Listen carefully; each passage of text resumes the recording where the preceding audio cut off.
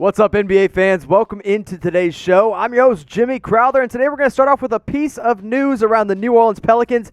They have hired their next head coach. Now, remember, the Pelicans just recently fired Alvin Gentry, but they've brought on Stan Van Gundy to be the head coach of the New Orleans Pelicans for the 2021 NBA season. The report originally came out from Andrew Lopez, followed up by Shams Charania, as he reported that Stan has signed a 4-year deal with New Orleans. Now, last time we saw Van Gundy on the sidelines as a coach was in 2018. He's been in the broadcast booth a little bit, and I've actually really enjoyed listening to him do some broadcasts and break down games. But you look at his coaching tenure and where he's been, he has a pretty impressive track record. Started with the Miami Heat, where he won nearly 61% of his games.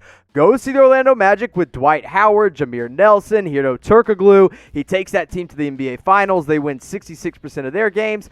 And then his last stop, not quite as impressive in Detroit, as he was there from 2014 to 2018.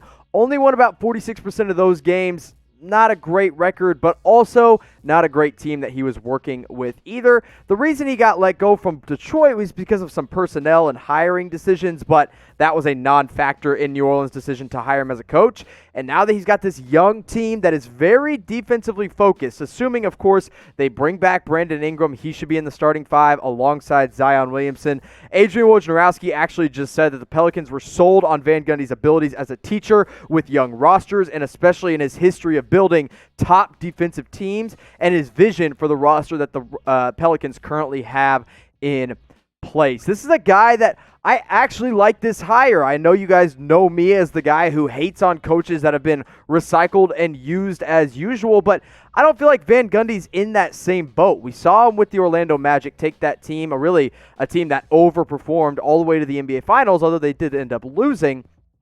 But now he's got another young team with another star big man in Zion Williamson that can go pretty far. So I want you to grade the hire in the comment section, A, B, C, D, or F. Go on back to grade school and grade this hire for me. I'm going to give it a B+. I think this is pretty solid. I rarely give coaching hires anywhere close to an A because until we see them in action, we can't really give them a fair grade. But let me know what you guys think in the comment section. Marcus Smart, could he be traded to the Golden State Warriors? Bill Simmons on his recent podcast suggested a hypothetical trade that would put him in a Warriors uniform. Now, Marcus Smart has 2 years, $27 million remaining on his contract. Some people have kicked around the idea of him being a trade chip and on the trade block for Boston, but I don't think that's going to happen. I think if anybody knows the Celtics, if anybody's seen him play, they know that he is the heart and soul of this team. Is he the best player on the team? No, absolutely not. But is he the firepower beneath this team? Yes, 100%. Now remember, Boston also has 3 first-round picks in this year's draft. If they really want to make a big-time trade, they'll use some of those picks, not Marcus Smart. Now, you look at the numbers, and it's not like he does anything crazy when it comes to the numbers. With 12.9 points per game, 4 rebounds, 5 assists. Shot a little better than 34% from 3, and usually he turns it on. Some nights he'll go off and make all the threes. Sometimes he'll be way, way off. But the thing that Marcus Smart doesn't always show up in the box score. He does it on the floor with his defense, with his hustle, and with the ability to communicate with his teammates. Now, if you are a Boston Celtic fan, you're going to want to make sure you subscribe to our brand new channel. I got to get some air horn because we got a new channel. We're going to have new videos every single day over there. So when you go to chatsports.com/CelticsTV, you can subscribe today. Get us 100 new subscribers. As you're watching this video, open up another tab, use that link. I'm also going to put it in the comments. I'm going to make sure to make it the pinned comment on today's video. And it'll be in the description. Make sure you subscribe today. Now, here's what Simmons suggested on his podcast. We all know Bill Simmons is a big Boston Celtic fan, so I was kind of surprised when I saw this from him. He said, who says no here? Wiggins and the 2nd overall pick go to Boston in exchange for Marcus Smart and the 14th overall pick. And I thought it was interesting. Now, obviously, there's no rumors here. It's more of just here's a hypothetical situation. Who says yes? Who says no? Well, if the Celtics say yes, let's say both teams say yes, here's what they would end up with in their starting 5. You got Kemba Walker, Jaylen Brown, Andrew Wiggins, Onyeka. I think at number 2, you got to draft a big man, and you take Onyeka OKONGWU out of USC. And then, of course, the best player on this team, Jason Tatum. That moves Gordon Hayward to the bench. That moves Daniel Tice to the bench. Maybe Enes Kanter returns, but if you're going to draft someone in that top 5, you're probably taking one of the 2 top big men that I have available at number 2. Because I do think Onyeka Okongwu will fall to number 2. I also think James Wiseman will be available at number 2. And if I'm Boston, I am 100% of the time taking Onyeka Okongwu. If you're a Celtics fan, if you watched the Celtics play against the Miami Heat in the Eastern Conference Finals, you saw how good Bam Adebayo was in those finals. That's what I project Onyeka Okongwu to be. So if they trade up to number 2 by giving away Marcus Smart, that's who they take. But let me be very real with you here in just for a second.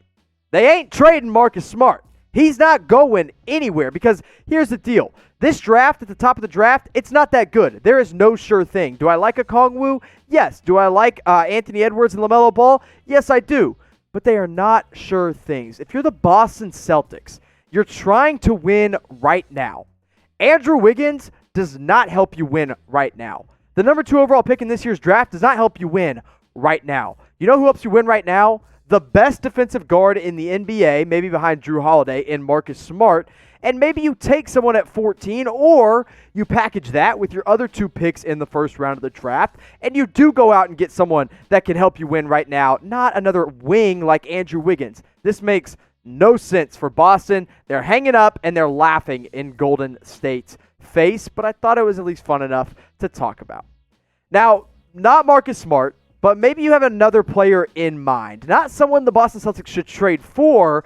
I want you to comment down below with your idea and opinion of one player the Boston Celtics should trade away this offseason. Let me know down in the comment section.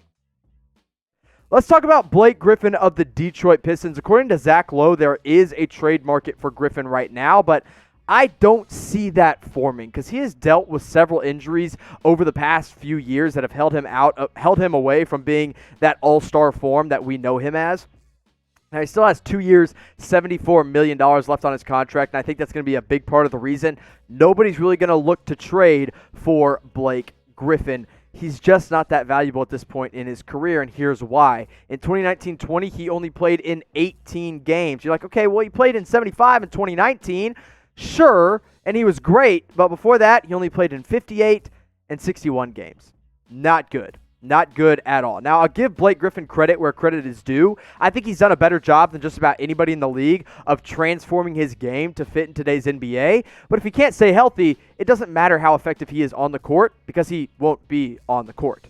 And here's what Zach Lowe said in his podcast. He said, enough people have asked me what I've heard about Blake Griffin and how he's looking, that I think Detroit is going to have a trade market for him. I don't think it's going to be strong, but I think there is still interest in what he can do to help you win. So I tried to think of some teams that might make some sense for Detroit, and these were the 5 that I came up with. I've also seen a few articles about these first 3 teams, the Houston Rockets, the 76ers, and the Utah Jazz, about them potentially trading for Griffin, but I don't see it with Philly because they have enough big men already.